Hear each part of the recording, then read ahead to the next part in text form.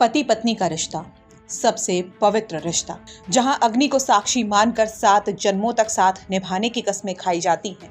लेकिन क्या इस रिश्ते में इतनी बेरहमी आ सकती है कि एक पत्नी अपने ही पति को आग के हवाले कर दे? क्या कोई अपने ही सुहाग की जलती चिता की नींव रख सकता है, वो भी किसी और से प्रेम प्रसंग के चलते? जी हाँ, ऐसा ही हुआ है। ऐसा हुआ है यूपी के बागपत में, जहां पड़ोसी से प्रेम प्रसंग के चलते एक महिला ने अपने पति का वो खौफनाक हाल किया कि पूरा मोहल्ला चिल्ला उठा। इस घटना ने न सिर्फ पति पत्नी के रिश्तों पर सवाल खड़े कर दिए हैं, बल्कि इंसानियत को भी शर्मसार कर दिया। मामला उत्तर प्रदेश के बागपत में बिनौली थाना क्षेत्र के बिजवाड़ा गांव का है। यहाँ राजीव नाम के शख्स की कुछ साल पहले निशा नाम की महिला के साथ शादी हुई थी, लेकिन आरोप है कि निशा का काफी लंबे समय से पड़ोस में रहने वाले विक्रांत के साथ प्रेम प्रसंग भी चल रहा था। बताया जा रहा है कि 3 बच्चों के पिता राजीव को निशा के अवैध संबंध की भनक लग चुकी थी।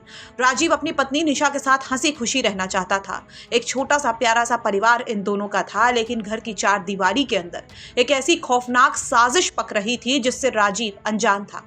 निशा और विक्रांत दोनों की दिल लगी इस हद तक बढ़ चुकी थी कि उन्हें समाज और लोक लाज का कोई डर बाकी नहीं रह गया था। राजीव को जब इस अवैध रिश्ते की भनक लगी तो उसने इसका कड़ा विरोध किया। बस यही विरोध निशा और विक्रांत की आंखों में खटकने लगा।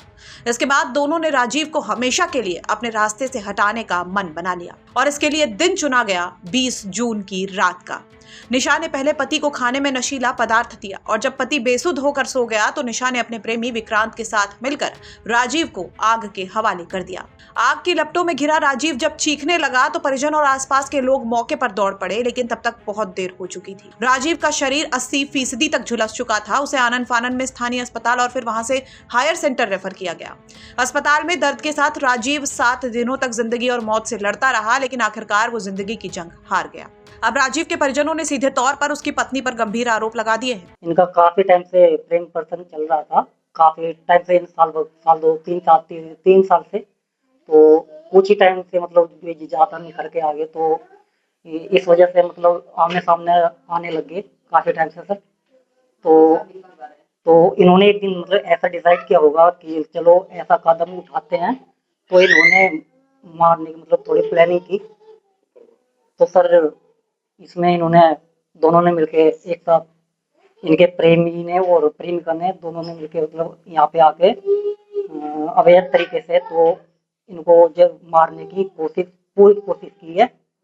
तो उसकी बीवी खुद आराम से बैठी हुई थी, मतलब देख रही थी।